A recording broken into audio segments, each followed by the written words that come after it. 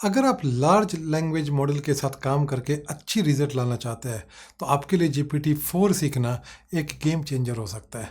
इसकी advance language capabilities और human like response generate करने की एबिलिटी के कारण GPT-4 जनरेटिव एआई टेक्नोलॉजी में सबसे आगे है। आइए इस वीडियो में जानते हैं कि इसे क्यों बनाया गया था, इसकी कैपेबिलिटीज़ और लिमिटेशंस क्या है और लार्ज लैंग्वेज मॉडल्स के साथ इसका कंपैरिजन भी करेंगे। Hi, welcome to my YouTube channel. मेरा नाम अमर कुमार है और आज मैं आपको GPT-4 के बारे में बहुत सारी इंटरेस्टिंग जानकारियाँ देने जा रहा हूँ। तो चलिए शुरू करते हैं। पिछले कुछ महीनों में GPT और चैट GPT एक पॉपुलर बज़वर्ड्स बने हुए हैं, लेकिन नेचुरल लैंग्वेज प्रोसेसिंग में बहुत सारी एक्टिविटीज़ पहले से ही हो रही थी। अगर आपको मालूम होगा, 2017 में गूगल के एक रिसर्च टीम ने AI model architecture paper attention is all you need propose किया था, जिसे ट्रांसफॉर्मर्स भी कहा जाता है। ऑलमोस्ट सभी लार्ज लैंग्वेज मॉडल्स अपने आर्किटेक्चर में ट्रांसफॉर्मर्स के कंपोनेंट का यूज़ करते हैं। जो रियली रिमार्केबल है वो यह है कि आप इन मॉडलों में प्लेन इंग्लिश टेक्स्ट के साथ इंटरैक्ट कर सकते हैं, जिसे प्रॉम्प्ट कहा जाता है।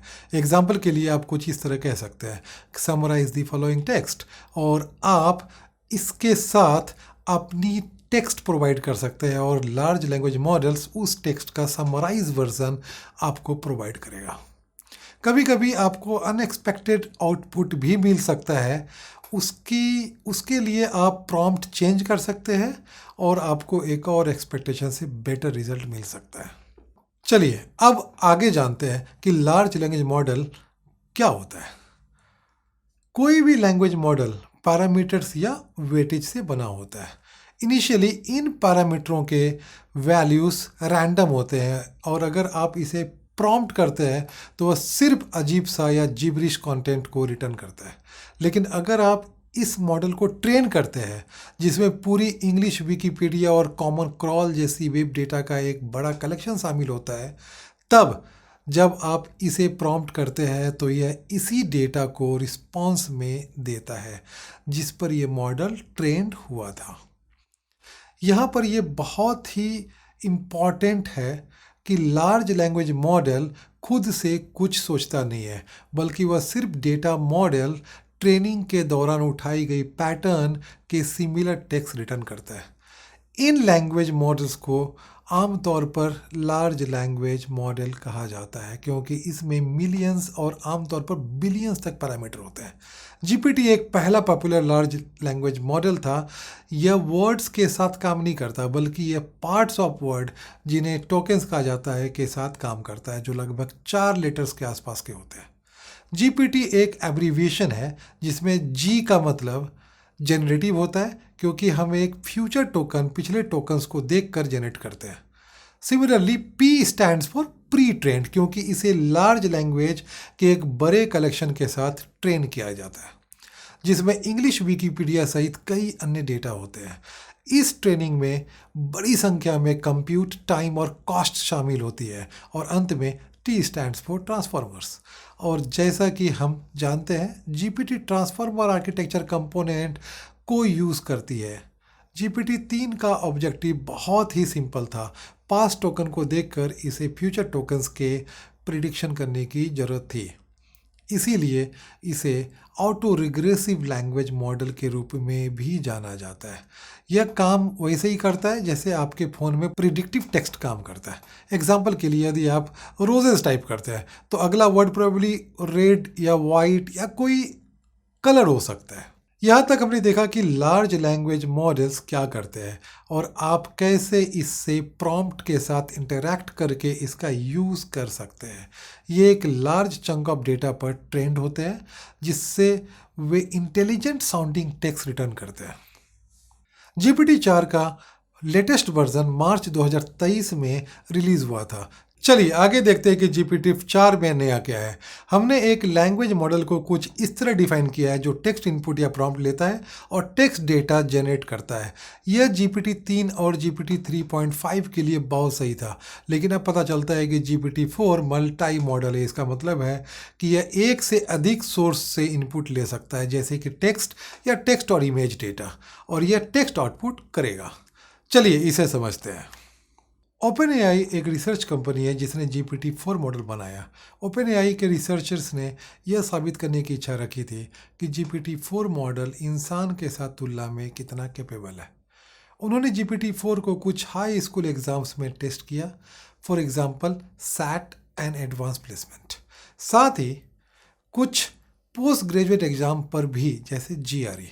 उन्होंने इसे कुछ प्रोफेशनल एग्ज़ाम्स पर भी टेस्ट किया था, जैसे कि बार एग्ज़ाम, जो वकीलों के नॉलेज और स्किल्स की जांच करती है, जो वकील बनने से पहले उनकी लाइसेंसिंग के लिए की जाती है। इस ग्राफ में ग्रीन शेड्स GPT-4 मॉडल को रिप्रेजेंट करते हैं, और आप देख सकते हैं कि यहाँ पे दो रंग के ग्रीन शेड्स हैं। कुछ बार रेगुलर ग्रीन है और कुछ डार्क ग्रीन रंग के हैं। इसका रीज़न यह है कि कुछ एग्ज़ाम क्वेश्चंस में एग्ज़ाम देने वाले को क्वेश्चंस और उससे रिलेटेड फिगर्स या इमेज को देखने की आवश्यकता थी, और इस सिचुएशन में GPT-4 मॉडल, जो टेक्स्ट और इमेज दोनों को इनपुट के रूप में ले सकता है, का उपयोग किया गया था। दूसरी परीक्षा में केवल टेक्स्ट की आवश्यकता थी। इन डिफरेंट ग्रीन कलर्स का यूज़ इन मॉडल्स के बीच डिस्टिंग्विश करने के लिए किया गया है। ब्लू प्रीवियस जनरेशन GPT-3.5 को रिप्रेजेंट करती है। अब एक्स एक्सिस पर डिफरेंट एग्जाम को दिखाया गया है। सो फ्रॉम द लेफ्ट हमारे पास AP कैलकुलस AMC, जो एक हाई स्कूल की मैथ्स, इंग्लिश लिटरेचर और बार एग्जाम के बारे में है, और Y एक्सिस पर परसेंटाइल्स है। तो यदि आप 85% में रैंक करते हैं तो इसका मतलब यह है कि आपके स्कोर 85% लोगों के ऊपर था जो परीक्षा दे रहे थे। GPT-4 मॉडल हाई स्कूल के इंग्लिश लिटरेचर और लैंग्वेज एग्जाम्स में सबसे खराब परफॉर्म करता है और बॉटम 10% में आता है। बार एग्ज़ाम को एग्जाम्पल के रूप में लेते हैं, जो लेफ्ट से 6 वर्टिकल बार है। यह ग्राफ यह कह रहा है कि GPT-4 मॉडल ने परीक्षा देने वालों के टॉप 10% में स्कोर किया। यह ध्यान रखें कि इसका मतलब यह नहीं कि GPT-4 वकील बनने के लिए वकीलों की तुलना में 90% से बेहतर है, ऐसा नहीं है। यदि वकील होने का मतलब है कि आपको हर दिन बार एग्ज़ाम देनी पड़ती है, तो हाँ, GPT-4 मुकाबले में आपसे बेटर वकील होंगे। Large language model subject matter knowledge को मेमोराइज करने में बहुत अच्छे होते हैं, जिसमें वे इस डेटा पर ट्रेंड होते हैं। बार एग्ज़ाम का एक अच्छा हिस्सा सब्जेक्ट मैटर नॉलेज के बारे में होता है। Host of real world task जो एक लॉयर के लिए होता है, उसे बार एग्ज़ाम मेजर्स नहीं कर सकता है। इसमें लॉयर को डिफरेंट क्लाइंट के साथ डिफरेंट मुद्दे पर काम करने की क्षमता होनी चाहिए, सबूत इकट्ठा करने के लिए, राइट। यह किसी से मिलकर बातचीत करने और उनसे विश्वास जीतने की कैपेबिलिटी की ज़रूरत होती है, ताकि वे यह दावा कर सके कि उन्हें रिप्रेजेंट कर सकते हैं। इन इंटरैक्शंस जो एडवांस वकील के दिन का हिस्सा होते हैं को मेज़र नहीं किया जा रहा है। एक बिग टेक अवे यह है कि GPT-4 model high schools exam में ह्यूमन लेवल परफॉर्मेंस से मेल खाता है। अगर आप GPT-3.5 से GPT-4 तक की परफॉर्मेंस जंप को देखते हैं, तो हमने देखा कि मॉडल्स अलग अलग प्लेस पे कैसे परफॉर्म करते हैं। एक और बेंचमार्क है MMLU, जिसका पूरा नाम है मैसिव मल्टीटास्क लैंग्वेज अंडरस्टैंडिंग। यह मॉडल्स के द्वारा ट्रेंड नॉलेज को मेजर करने के लिए डिज़ाइन किया गया है, और ये मल्टीपल चॉइस क्वेश्चंस हैं जो science, technology, engineering, mathematics, humanities and social science के 57 डिफरेंट सब्जेक्ट को कवर करते हैं। क्योंकि ये मल्टी चॉइस क्वेश्चंस हैं जिनमें 4 ऑप्शंस हैं। आप देख सकते हैं कि ऊपर ग्राफ में यदि आप रैंडमली आंसर देते हैं तो आपकी योग्यता 25% होगी। GPT-4 पहले से मौजूद लार्ज लैंग्वेज मॉडल्स जैसे चिंचिला, पैलम एंड GPT 3.5 से बेटर परफॉर्म करता है। ये क्वेश्चंस केवल इंग्लिश में है, लेकिन चूंकि GPT-4 को एक लार्ज कॉर्पस ऑफ डेटा पर ट्रेन किया गया है, इसीलिए यह अदर लैंग्वेज के साथ भी काम कर सकता है। तो जब इन क्वेश्चंस को अदर लैंग्वेज में ट्रांसलेट किया जाता है तो across the wide spectrum of language यह 60% से ऊपर ले आता है। अलग भाषाओं के बीच रिजल्ट्स डिफरेंट आते हैं। इटालियन, स्पेनिश, जर्मन और फ्रेंच जैसी वाइडली यूज में आने वाली लैंग्वेज ऑनलाइन और बुक्स में अवेलेबिलिटी ज़्यादा होती है। इस तरह के लार्ज बॉडीज़ ऑफ डेटा का पहुंच होने से GPT-4 को इन लैंग्वेज पर आसानी से ट्रेन किया जा सकता है। दूसरी ओर कम बोले जाने वाली लैंग्वेजेस लाइक लेंच और स्वाहिली जैसी लैंग्वेज की डेटा ज़्यादा अवेलेबल नहीं होती है और इसीलिए इनमें रिजल्ट्स जनरली लोअर परफॉर्म करते हैं। आप शायद जानना चाहेंगे कि GPT-4 को ट्रेन करने के लिए कौन से डेटा का यूज़ किया गया था और मॉडल आर्किटेक्चर क्या है, लेकिन OpenAI ने डिसाइड किया है कि वह इस तरह की जानकारी शेयर नहीं करेगी। उनके GPT-4 टेक्निकल रिपोर्ट में उन्होंने कहा है कि इम्पॉर्टेंट मॉडल्स जैसे GPT-4 के कॉम्पिटिटिव लैंडस्केप और सेफ्टी इम्प्लीकेशंस को देखते हुए इस रिपोर्ट में architecture, model size, hardware, training, compute, dataset constructions, training method जैसी कोई भी इंफॉर्मेशन शामिल नहीं किए गए। GPT 3.5 GPT 3 की कंपैरिजन में काफ़ी बेहतर है, लेकिन GPT 3.5 से 4 के बीच स्टेप्स चेंज इतना बड़ा नहीं है। GPT-4 GPT 3.5 की सिमिलर टेक्निक्स यूज़ करती है और इसीलिए हम GPT 3.5 को इतने बेहतर बनाने वाली टेक्नोलॉजी को देखेंगे जो हमें GPT-4 के बारे में समझने में बेहतर मदद करेगी। ऑलराइट, हमने देखा कि GPT-4 एक बहुत ही कैपेबल लैंग्वेज मॉडल है।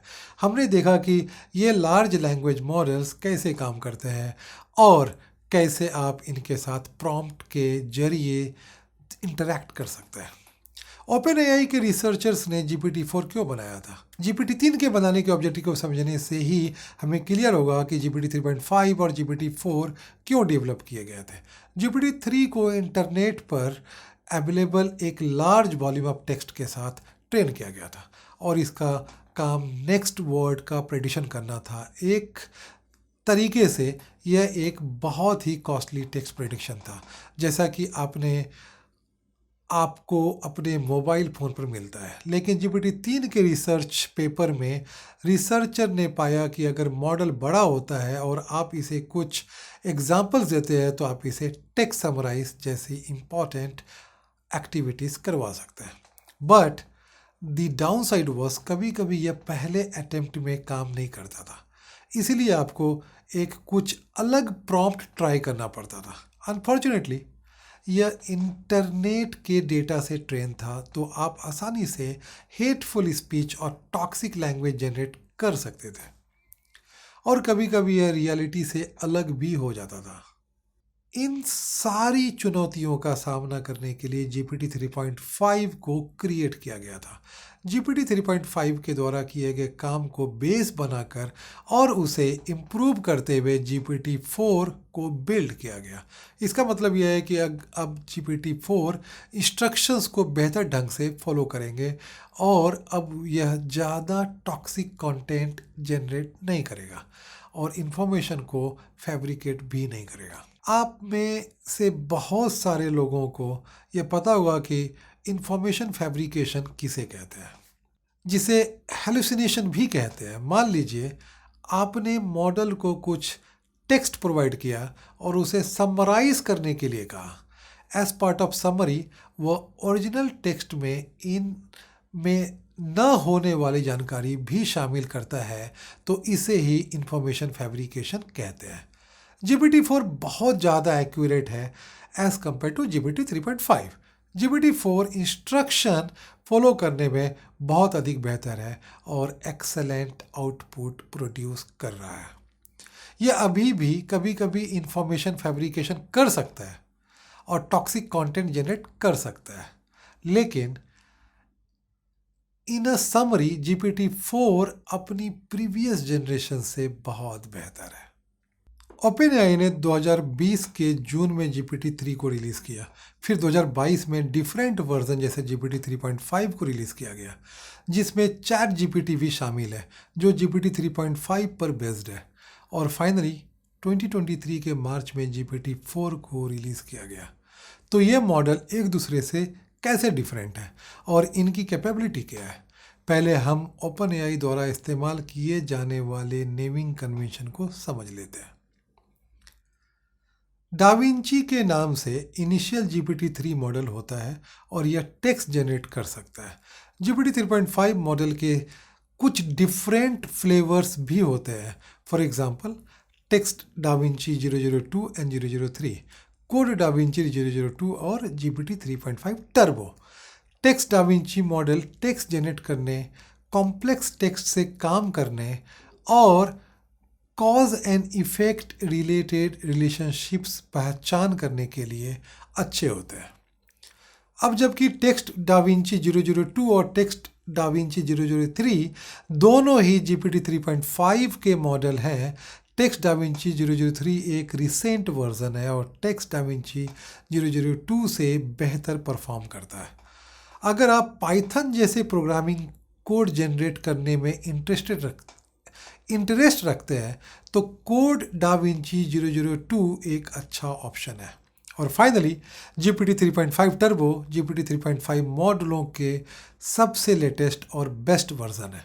आप इसे चैट, टेक्स्ट जनरेशन करने और प्रोग्रामिंग कोड जनरेट करने के लिए यूज़ कर सकते हैं।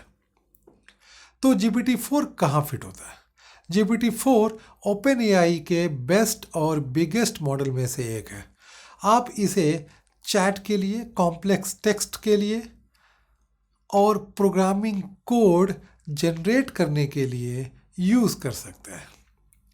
इसमें कॉम्प्लेक्स टास्क्स करने में GPT-3 और GPT-3.5 की तुलना में ज़्यादा कैपेबिलिटी होती है। आइए GPT-4 और GPT-4 32K के बीच का डिफरेंस देखते हैं। प्रॉम्प्ट वह टेक्स्ट है जिसे आप मॉडल में इनपुट करते हैं और इसमें कुछ टोकन्स होते हैं। कंप्लीशन वह टेक्स्ट है जो मॉडल से आउटपुट होता है, जिसमें भी कुछ टोकन्स होते हैं, और प्रॉम्प्ट और कंप्लीशन के टोकन्स का सम कॉन्टेक्स्ट विंडो के रूप में जाना जाता है। GPT-4 का कॉन्टेक्स्ट लेंथ लगभग 8000 टोकन्स है और GPT-4 32K का कॉन्टेक्स्ट लेंथ लगभग 32,000 टोकन्स है। इसका मतलब है कि 32,000 टोकन के कॉन्टेक्स्ट लेंथ के साथ आप लगभग 50 पेज टेक्स्ट को मॉडल में इनपुट करके समराइज कर सकते हैं, या फिर आप इसे अधिक टेक्स्ट जनरेट करने के लिए यूज़ कर सकते हैं। यदि आप किसी छोटे से कहानी को बनाना चाहते हैं तो वह टॉपिक पर ही रहेगा, जो छोटे कॉन्टेक्स्ट लेंथ वाले मॉडल से लगभग नहीं कर सकते। कंपैरिजन के लिए ओरिजिनल GPT-3 का कॉन्टेक्स्ट लेंथ लगभग 2000 टोकन्स होता है और GPT-3.5 का लगभग 4000 टोकन्स होता है। अब जल्दी से प्राइसिंग पर भी नज़र डाल देते हैं।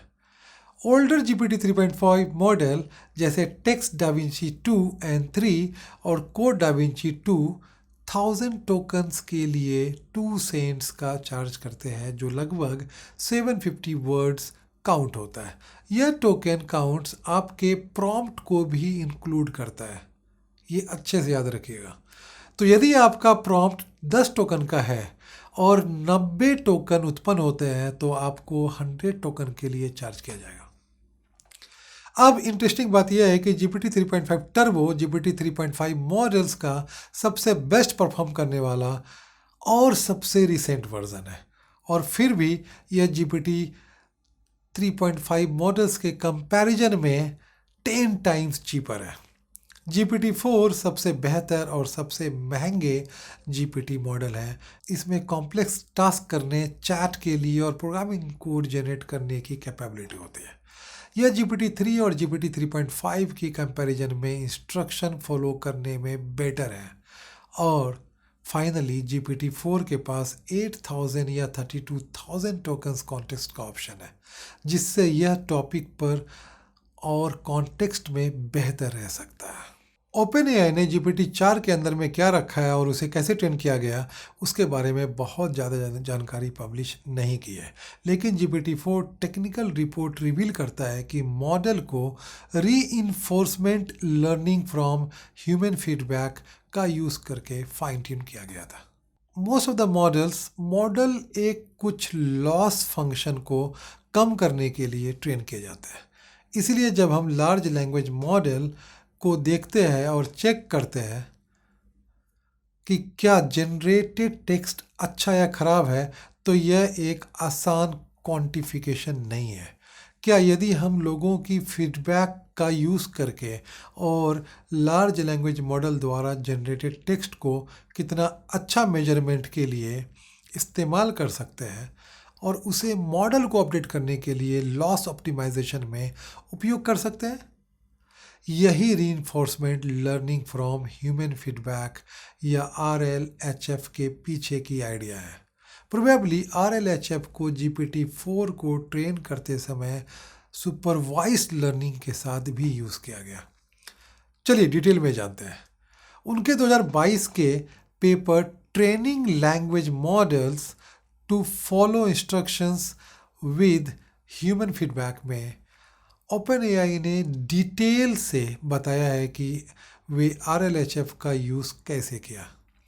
लेफ्ट साइड पहले स्टेप में देखेंगे, OpenAI के रिसर्च टीम एक प्रॉम्प्ट बनाते हैं। For example, explain the moon landing to a 6-year-old boy और गर्ल। फिर एक लेबलर टेक्स्ट डेटा के साथ काम करने में स्किल्ड पर्सन मॉडल क्या प्रोड्यूस करेगा उसे लिखता है।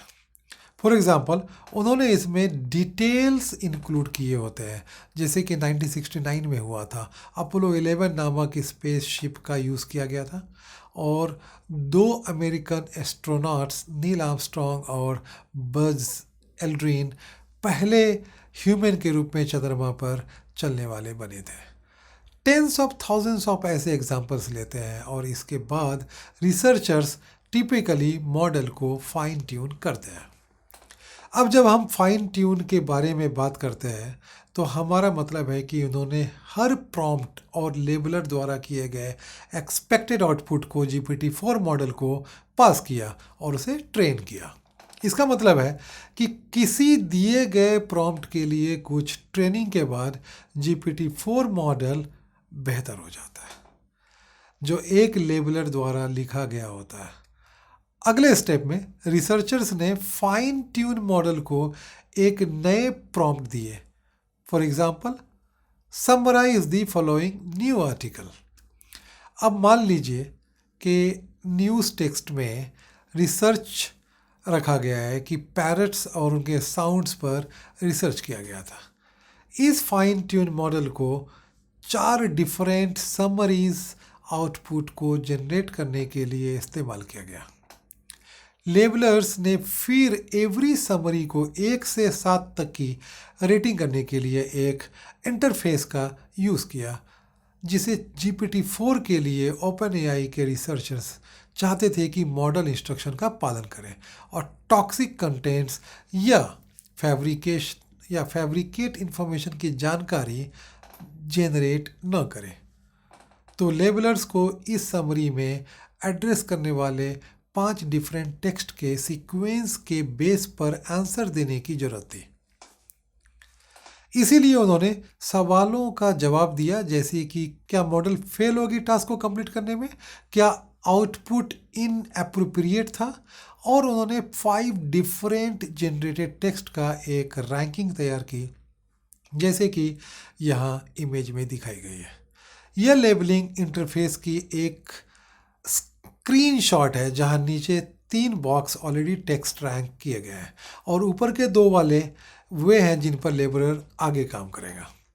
अब मिडिल वाले स्टेज 2 पर देखेंगे। इन टेक्स्ट के रैंकिंग का यूज़ एक और मॉडल जिसे रिवार्ड मॉडल कहा जाता है को ट्रेन करने के लिए किया गया। अब रिवार्ड मॉडल इनपुट को लेता है 5 या इससे ज़्यादा टेक्स्ट की रैंकिंग और एक नंबर रिटर्न करता है। यह नंबर लेबलर की पसंद को रिप्रेजेंट करती है। इस रिवार्ड मॉडल को फाइन ट्यून करके इनपुट में लेके रैंकिंग वाले टेक्स्ट को और एक नंबर आउटपुट करने की कैपेबिलिटी डेवलप की जा सकती है जिससे लेबलर्स ने उसे देखा। लास्ट स्टेज में राइट साइड हमने रीइंफोर्समेंट लर्निंग का यूज़ करके ओरिजिनल लैंग्वेज मॉडल को रिकॉर्ड मॉडल का यूज़ करके ऑप्टिमाइज़ किया। तो अगर मॉडल टेक्स्ट जनरेट करता है जो टास्क फॉलो करता है और अनट्रूथफुल या टॉक्सिक कंटेंट जनरेट नहीं करता है तो उसे रिवार्ड मिलता है। यह रीइंफोर्समेंट लर्निंग का क्रक्स है। दिस वे मॉडल को इनकरेज किया जाता है कि वह positive human feedback text generate करे। प्रो और प्रॉक्सिमल पॉलिसी ऑप्टिमाइजेशन या प्रो एल्गोरिदम उपयोग किया गया जो लॉस कैलकुलेशन करने के लिए इस्तेमाल किया जाता है जिससे ओरिजिनल लैंग्वेज मॉडल को अपडेट किया जा सकता है। हमने देखा कि RLHF और फाइन ट्यूनिंग कॉम्बिनेशन का यूज़ करते हुए बेस्ट रिजल्ट्स देखा जा सकता है। Thank you for watching my video.